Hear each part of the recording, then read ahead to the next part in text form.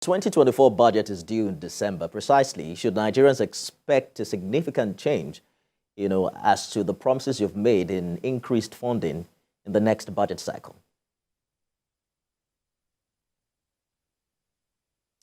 Sorry, I didn't hear that.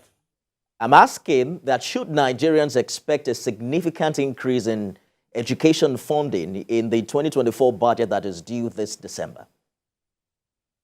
Oh yes, certainly. As I said at the beginning, the president is prepared to put in up to 25% of the national budget once he has the right policies on the ground.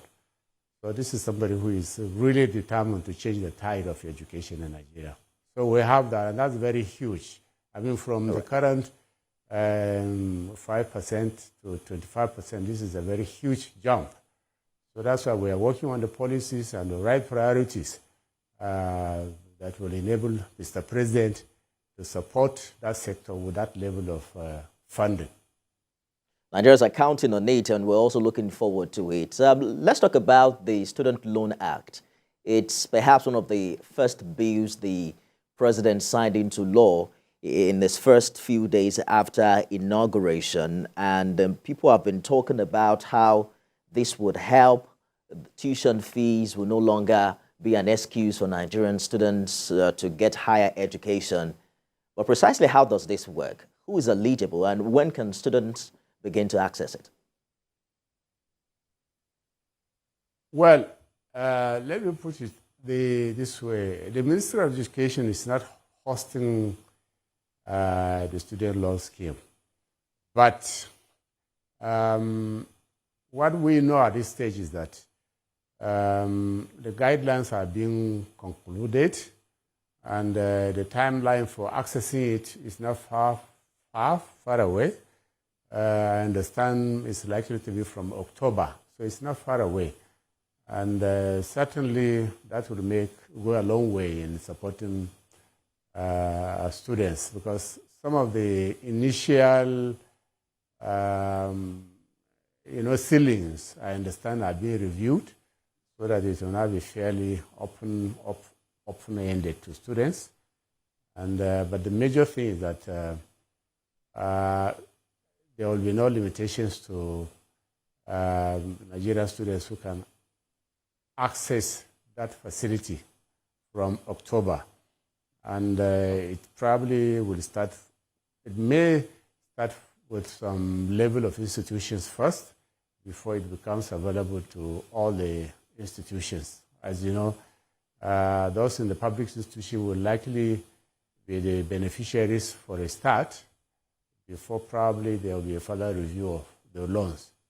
But the important thing is that very soon students will be able to access that loan. All right, so we can't let you go without talking about, the big elephant in the room, ASU strike. As a professor yourself, who's been a vice chancellor, you're familiar with how that has become a perennial occurrence in our schools, and the huge impact it's had on the quality of education over the years. ASU keeps going back to the issue of agreement. It keeps complaining about government's inability to honor agreements it entered into. And you wonder why enter into an agreement you can't keep. Is there any end in sight? And what's your strategy to end in this? Well, thank you. My position with regards to what unions do in the universities and other unions and tertiary institutions is that these people are very passionate about what they are doing. They are very patriotic people. The lecturers and their leaderships. Basically, what is always the issue is communication with them, and good faith between them and the government officials and the people who are involved in negotiations, and transparency too, because if you engage, if there's a proper engagement right at the outset and some understanding, it shouldn't be difficult to come up with agreements that will be acceptable to everybody, and then avoid strikes. Now, on our own part, our own policy is to put in place a consultative platform where we engage ourselves with the leaderships of the union, and then we will make known to them that resources available to government are actually not, they are not infinite. And while government is definitely will be open to supporting, and as I have said at the beginning, this government is prepared to put in place up to 25% of its budget in support of education. There will be beneficiaries. And then there are other interventions here and there. Yes, I'm sorry, we have to go now. So I just want you to comment on this in 1 minute. The latest threat from ASU as we speak is about the payment of the 8 months withheld salaries of the lecturers on account of what they call the 2022 Patriotic Strike Action.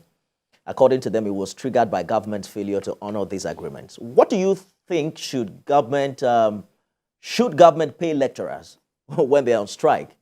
And would President Tinubu be clearing this backlog? Well, ordinarily, the reason for that is backed by law, backed by acts, and then there's also a judgment. But as I said, through engagement, it's possible to secure some understanding for every policy. So this is just what I can say on that at the moment.